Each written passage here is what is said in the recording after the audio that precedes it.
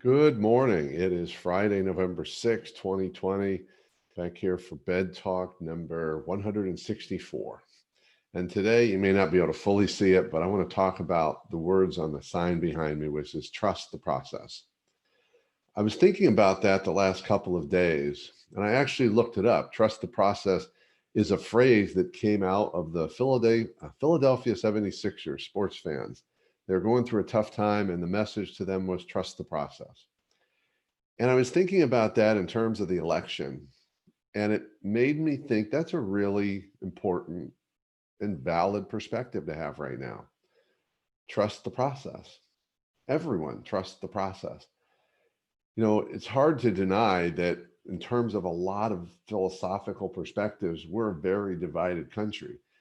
Most of us probably don't want that to be true, but it is true. And if you think about that, the process is working pretty well. If you look at where we are, the status of the election right now, I'd say the process is pretty dead on to where we are. It seems like the process, the outcome thus far is very representative of where we are in this country. And if that's the case, sounds like it's a pretty good process and a process that it's important to just sit back and let it unfold. I know there's a lot of uncertainty and it's tough to be in uncertainty. I get that. But I think this is about letting the process unfold.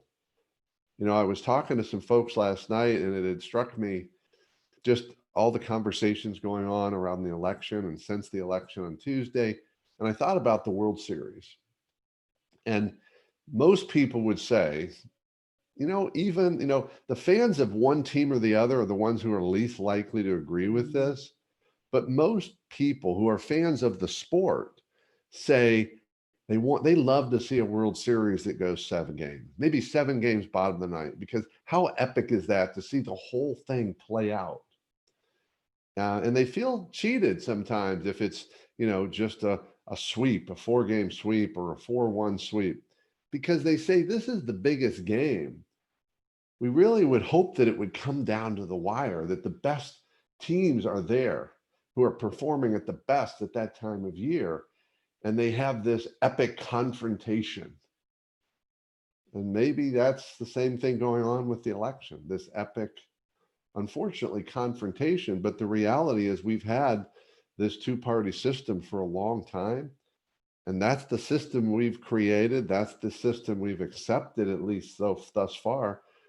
I guess it's not really surprising it would come down to this. And if you look at what's happened over the last 20 years, starting in the election in 2000, we've had just as much of this kind of differing perspectives as at least of having more clarity.